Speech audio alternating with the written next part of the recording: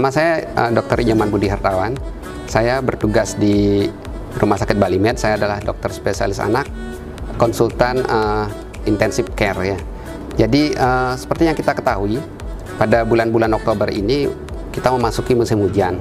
Seperti tahun-tahun sebelumnya, setiap kita memasuki musim hujan, maka kasus demam berdarah mulai muncul, bahkan nanti meningkat dan puncaknya pada bulan-bulan berikutnya. Sudah barang tentu demam berdarah bukanlah penyakit yang ringan ya.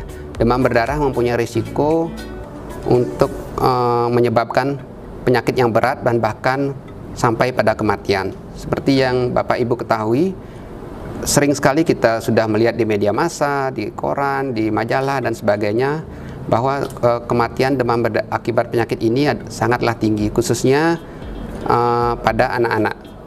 Oleh karena itu, pada saat ini, pada pagi hari ini, saya akan menyampaikan beberapa hal yang patut Bapak dan Ibu waspadai di rumah pada anak Bapak dan Ibu yang kebetulan sudah didiagnosis atau menderita penyakit demam berdarah oleh dokter dan sementara masih dirawat di rumah.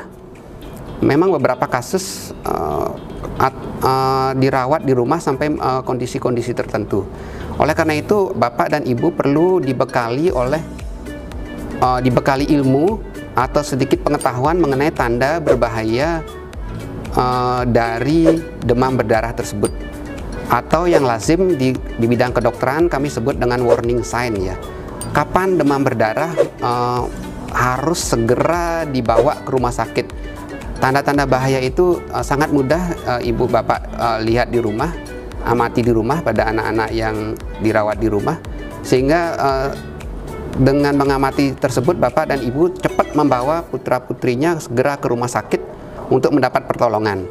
Tanda-tanda demam berdarah yang berbahaya yang mengancam menjadi demam berdarah dengan shock atau lazim disebut dengue shock syndrome adalah pertama, nyeri perut ya. Pada awalnya mungkin anak ngeluh nyeri perut tapi tidak terlalu berat. Lama-lama nyeri perutnya akan tambah berat. Bahkan disertai dengan muntah-muntah dan suatu saat mungkin disertai dengan muntah darah. Itu merupakan tanda yang sangat berbahaya, salah satu tanda yang sangat berbahaya yang mengharuskan Bapak dan Ibu membawa putra-putrinya segera ke rumah sakit.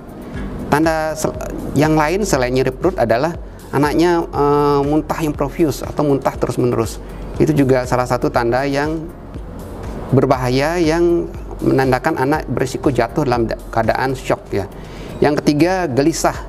Awalnya mungkin anak sadar baik, setelah itu lama-lama kok dia tambah gelisah, atau disebut restlessness ya, tidak bisa beristirahat dengan tenang.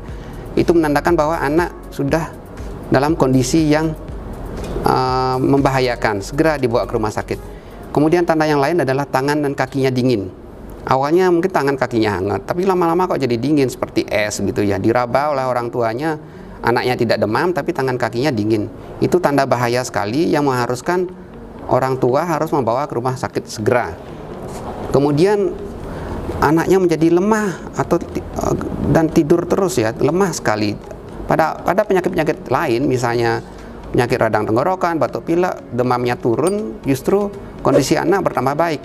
Dia akan ceria bermain, makan minumnya baik. Tapi kalau ada kondisi demam berdarah, pada saat demam turun belum tentu keadaannya sembuh.